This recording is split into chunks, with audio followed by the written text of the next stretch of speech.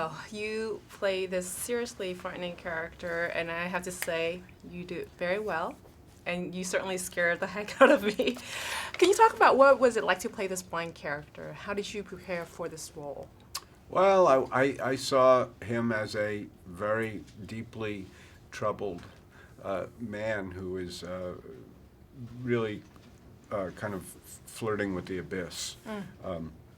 I also saw him as a man, though, who has retreated from a world that has really beaten up on him very badly, and he's kind of he's isolated himself within this fortress, his home, where he can attempt to exert some control over life. I mean, he sort of makes it's sort of an existential choice for him to. This is where I can. There is no God out there. There is no God, but in here, I can rule this universe. I can order this universe, at least. That sounds a little highfalutin in a way. It's not playable, but it's kind of how I see the guy, the darkness in him, and he's just trying to survive. Really. Because the entire film, you play this blind character. I was wondering, like, did you get a chance to observe blind people and see how their movement? Because if you're blind, you can't see. You have to rely on sound and feelings, Sure. right? That's the main. Well, I tried to be diligent in my research, and so much of it you can do on the internet. There is a theater. There was for many years a theater for the blind in New York City. I knew Ike Shamblin, who ran that, and certainly in the end, what you do is you try and devise ways, exercises for yourself that make sense, because what you're really trying to do is fill yourself with the confidence to make that leap of faith that you need, which is to say, when they say action, that you are in fact blind, and you need to do what it takes to get you there.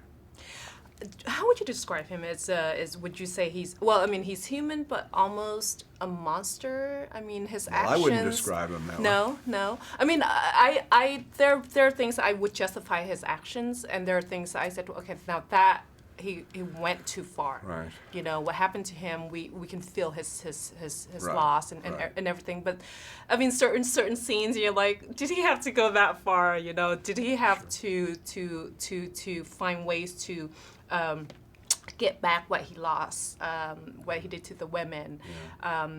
How would you say that action, would that justify in his I life? don't think that I tried as the role to justify my actions. I don't know that I think he does take on an almost godlike persona within the confines of that place, and there's no justification that's needed. There's also a major quality of retribution that's going on there from his twisted point of view, Right. it seems to me. So there's been, it's a gnarly area that you get into. His soul is in very poverty-stricken shape at this point. But one thing that I do believe is that the action that he's taken in his own twisted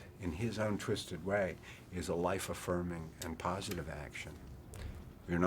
I Which totally is, and that's crazy. Right. That's crazy talk. Oh no, because But we it's know true. there in this world there are But it's crazy true. people like that. Absolutely. Well, that's what that to me is what makes one of the things that makes this such an exciting thing is that there's plausibility Oh yeah. here. I know? absolutely agree. Thank you, sir.